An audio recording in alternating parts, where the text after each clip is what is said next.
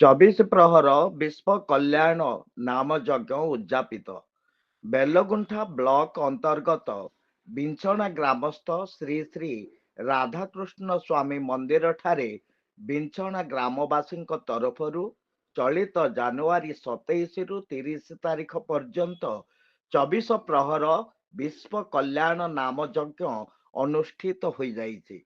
ବିଞ୍ଚଣା ସଂକୀର୍ତ୍ତନ ଦଳ ନିର୍ଦ୍ଦେଶକ ତଥା ବେଲଗୁଣ୍ଠା ବ୍ଲକ ବରିଷ୍ଠ କଳାକାର ସଂଘ ସଭାପତି ସୁରେନ୍ଦ୍ର ପ୍ରଧାନଙ୍କ ତତ୍ତ୍ୱାବଧାନରେ ବିଞ୍ଚଣା ସମେତ ଜିରାବାଡ଼ି, ଚାରିକୋଣିଆ, ବାଲିପଦର ଖରିଡ଼ା, ବାଙ୍କଲେଡ଼ି ଏବଂ ବଡ଼ପଡ଼ା ଗ୍ରାମର ସଂକୀର୍ତ୍ତନ ଦଳ ଉକ୍ତ କାର୍ଯ୍ୟକ୍ରମରେ ବିଶ୍ୱ କଲ୍ୟାଣାର୍ଥେ ମହାମନ୍ତ୍ର ନିରବଚ୍ଛିନ୍ନ 24 ପ୍ରହର ଗାୟନ କରିଥିଲେ। ନାମ ସଂକୀର୍ତ୍ତନ ଶ୍ରବଣ ଏବଂ ପୁଣ୍ୟ ଅର୍ଜନ ନିମନ୍ତେ ଆଖପାଖ ବହୁ ଗ୍ରାମରୁ ପ୍ରତ୍ୟେକ ଦିନ ସହସ୍ର ସହସ୍ର ଶ୍ରଦ୍ଧାଳୁଙ୍କ ସମାଗମ ହୋଇଥିଲା।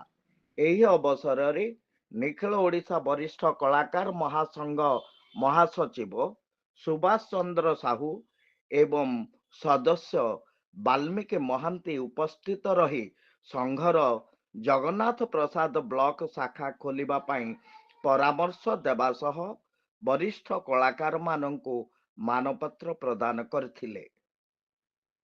ମଞ୍ଚଜ୍ୟୋତି ତରଫରୁ ସୁଭାଷ ସାହୁଙ୍କର ରିପୋର୍ଟ।